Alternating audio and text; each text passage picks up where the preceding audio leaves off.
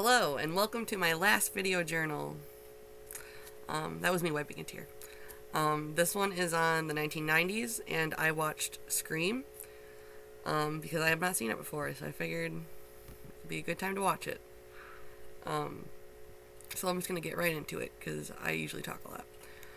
So number one, show how the film was influenced by at least 3 other films we've studied in class. I'm just going to go down the list and explain as I go. First off, Universal's Frankenstein. It's one of the first depictions of like true horror in Hollywood, or what they were attempting to make horror. It is a film that showed some of the more gruesome sides of cinema in a large scale, and I feel like Scream kind of reminisces on this fact by being gory in itself while also referring to the film. When they're in the video store, the movie is playing, and it's a live moment. So there's another reference.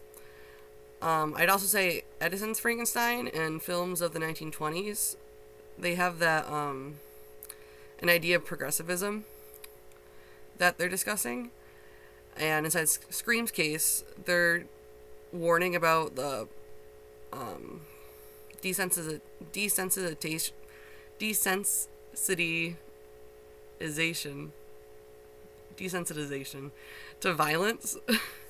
They say how kids these days are heartless and capable of murders. And it's that kind of anxiety about what's to come in the future when you don't have control. And in terms of progressivism, it's supposed to be harm reduction, so it kind of has that same commentary about seeing all this stuff, what makes people violent. I guess is what I was trying to make that point. The next film it references is Texas Chainsaw Massacre. There's a few Leatherface references where they, that one dorky guy who lives, he calls Billy Leatherface. There's also an equality between like sex and violence, and violence as a punishment for sex. Inside Texas Chainsaw, the sexual characters die. Pam with her open back shirt when her and Kirk go off to go to the water hole to go swimming, wink wink, that's when they end up getting killed. So there's commentary on that, and more commentary on senseless violence. This is also following, well, inside Texas Chainsaw we had the mid and post Vietnam era anxiety of senseless violence, and that's kind of being played on again inside Scream, because they often say, like, what's your motive? And there really isn't a motive. Not one distinct motive, anyways. In Werlin, he writes, the monster appears as the iconic figure from the Scream, Munich's Monk Lunches painting The Scream, cloaked as the Grim Reaper and converted from a terrified victim to ruthless butcher. I mentioned this quote because it ties in art history with film, and this is also seen in Texas Chainsaw. So inside Scream, they have the Scream is the inspiration, but inside Texas Chainsaw, Werlin writes how 3 of the watches are drooping, suggesting melting and inevitability, in Freudian terms, impotence. A wilted timepiece also overlays a phallic organic shape that might be a dead animal. But most famously, in the midground, a pocket watch gone limp drapes over a limb of a dead tree, picturing the end of time.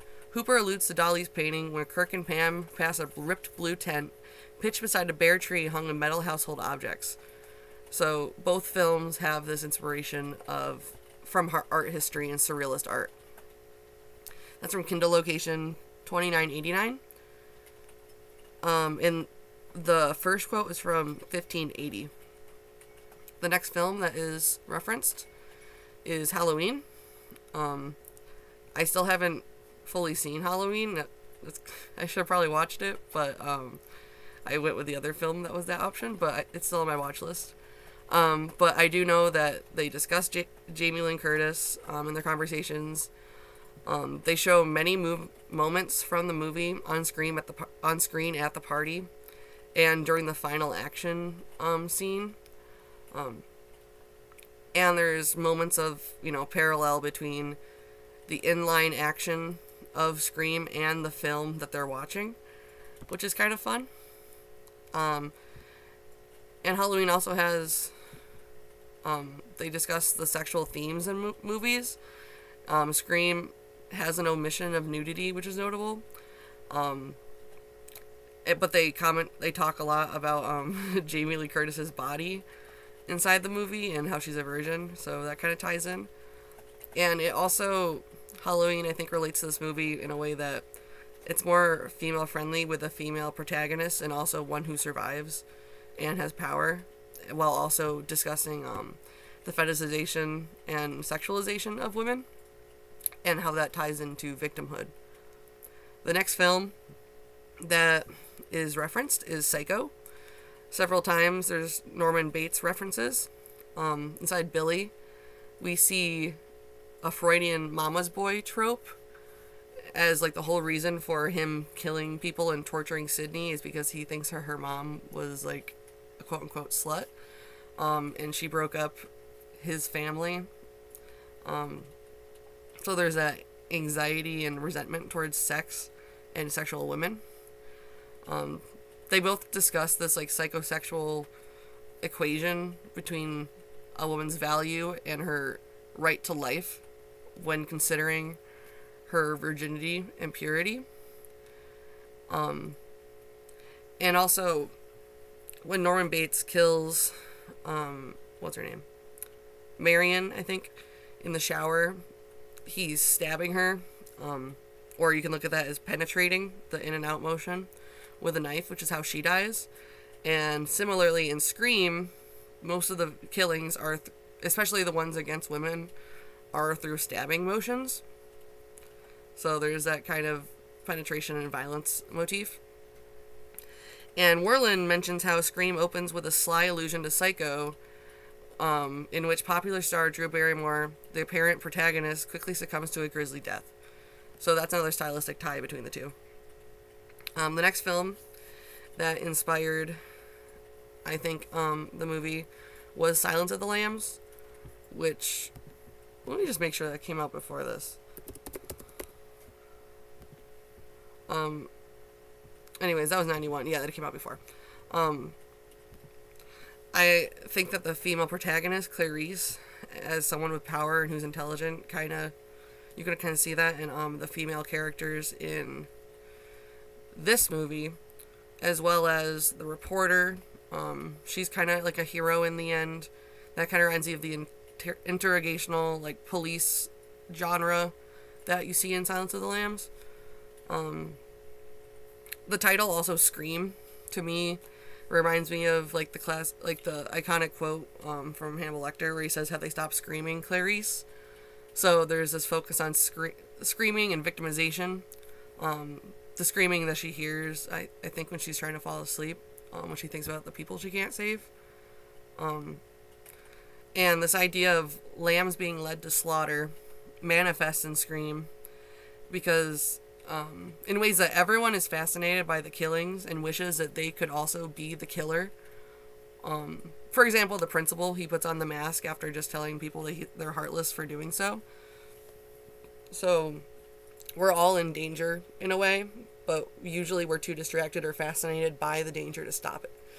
So in that case, we are lambs who are easily trustworthy, kind of gullible, and fall into the same perpetual circles that lead to our demise.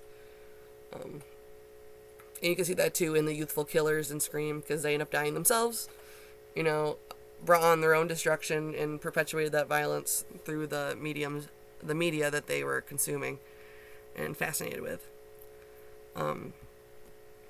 Another movie that inspired this one was Night of the Living Dead. I think so in terms of setting and location. Most of the action takes place at scenic, rural places that are pretty isolated. Drew Barrymore's character, she dies, and the killer says how they're far away from town, it's no use even calling the police. And the major action and climax of Scream happens at Stu's house, which is like a large home in a fielded area, and it's out in the woods. So it's secluded, isolated, and it creates that feeling of hopelessness and helplessness that you find in Night of the Living Dead. And that claustrophobia, I would say, too. Lastly, I was going to say that Creature from the Black Lagoon also impacted Scream. And I would say that's because they correlate. There's this kind of relationship between the woman victim and the perpetrator, the killer. Inside Creature from the Black Lagoon, there's lots of imagery that compares the leading woman with Gilman. And inside Scream, at the end, Sydney wears the Ghostface outfit when she fights Billy at the end. So there's that kind of like dawning the evil that victimizes you that I thought was kind of notable. I'm going to move on to how the film reflects the American zeitgeist of the 1990s. So Chapter 13 of Warland attributed a common vision of social cataclysm and apocalypse as like a zeitgeist of the time, which is probably occurring because you're getting closer to the millennium, the 21st century. Things are rapidly moving, and there's that focus on the inevitability of time that I think makes people very anxious. And the film also criticizes like the new generation and young people for being insensitive and merciless and obsessed with death. So there's the anxieties that we're moving forward and you don't have any control over the direction that we're moving. That's from Kindle Location 3630. I would also say that a zeitgeist that you see represented in Scream is the phone or technology as a whole. The phone is the vehicle for violence, and it represents a fear of technology and the progression of that and the interconnectedness that we have. Warland says how drawing on the ubiquitous presence of electronic imagery from both television and computer screens, increasingly suffusing all aspects of public and private life.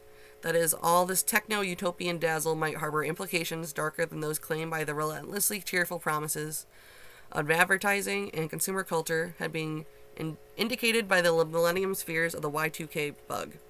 I somewhat abridged this quote, but I just think it covered the fear of technology, especially the more it's being implemented into our lives. You don't know how that's going to impact you, and we saw how scared, I mean, I wasn't there, but we saw how scared people were of this Y2K bug and the idea of like a big reset that you don't have control over. So I think the film does well using the phone as a prop and as a plot point for violence to occur, at least in cohesion with their narrative. And lastly, do you think this film is important or worthy of studying? Why or why not? I would say sure, but I think anything could be studied, like, if you overthink it enough, and I guess maybe I'm a transcendentalist or something, but I think that everything kind of has meaning. I also probably just have OCD. But I think anything can have meaning if you want to take the time to look into it, and if there is no obvious or mainstream meaning, you can make your own, and that's what I like about art.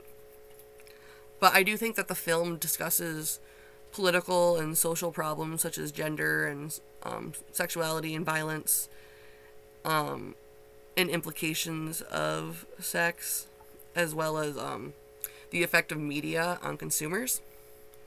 So I think that'd be something to read into. Though I do think there's other movies that might capture more of the zeitgeist of the times than Scream. I feel like Scream, in a way, exists within a vacuum. It's only really relevant to the white middle class, I would say. So in one way, I do think it has a lot it can provide, but I also think there's other films that might provide more, or at least more outwardly social political messages. So yeah, I did like the movie, though I feel like it was a little overhyped, but I do think that it's worthy of study. If not, just so you could think about what it's trying to say about sex and violence, and spectacle on screen. Thank you.